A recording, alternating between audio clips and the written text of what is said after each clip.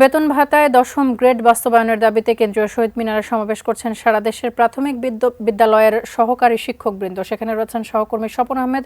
বিস্তারিত জানতে যুক্ত হচ্ছে তার সঙ্গে। স্বপন, কি তাদের দাবি দেওয়া রয়েছে সেই সম্পর্কে জানতে চাই এবং কটার দিকে তারা আসলে জমায়েত হয়েছেন সেটিও একটু জানতে চাই।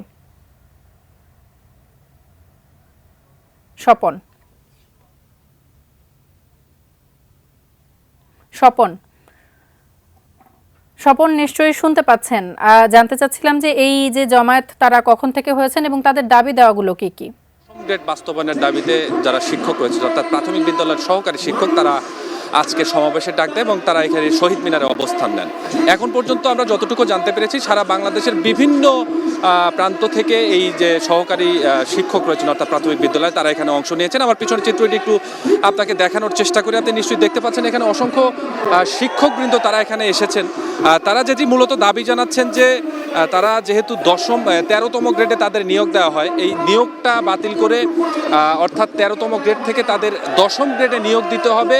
একই সাথে এখন যারা আসলে চাকরি অবস্থায় আছেন তাদেরকেও আসলে 10ম গ্রেডে উত্তীর্ণ করতে হবে। এই দাবিতেই তারা মূলত আজকে এই শহীদ মিনারে অবস্থান বা সমাবেশ কর্মসূচি পালন করছে। তারা বলছেন যে আমাদের যে 13তম গ্রেডের যে স্যালারিটা বা বেতন কাঠামো, সেটি নিয়ে আসলে এখন পর্যন্ত প্রাথমিক বিদ্যালয়ের শিক্ষক তারা দারুণ ব্যাপকভাবে অর্থনৈতিক সংকটে ভোগেন। আপনি জানেন যে এখন পর্যন্ত সহকারী প্রাথমিক বিদ্যালয়ের সহকারী শিক্ষক যারা রয়েছেন তাদের বেতন কাঠামো 17,000-এর মতো, এমনটি তারা আমাদেরকে জানিয়েছেন। এবং এই যে বেতন কাঠামো, শিয়া বাটার ও ভিটামিন ই সমৃদ্ধ lily glam beauty soap. Lily, always beautiful. রয়েছে এই বেতন কাঠামোয় তারা বেশ অর্থ সংকটে কাটান। পাশাপাশি এই অর্থ সংকটের কারণে কিন্তু তারা সামাজিকভাবে বেশ সামাজিকভাবে বেশ বিশৃঙ্খলার মধ্যে ভোগেন, এমনটা তারা আমাদেরকে জানিয়েছেন।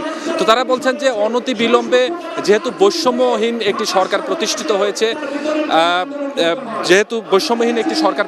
হয়েছে, এই সরকারের কাছে তারা জোর দাবি জানাচ্ছেন যে তাদের আর্থিক সংকট সহ তাদের এই সংকট সমাধানের মূল উপায় হচ্ছে তাদেরকে 10ম গ্রেডে উত্তীর্ণ করা এবং 10ম গ্রেডে তাদেরকে বাস্তবায়ন করা।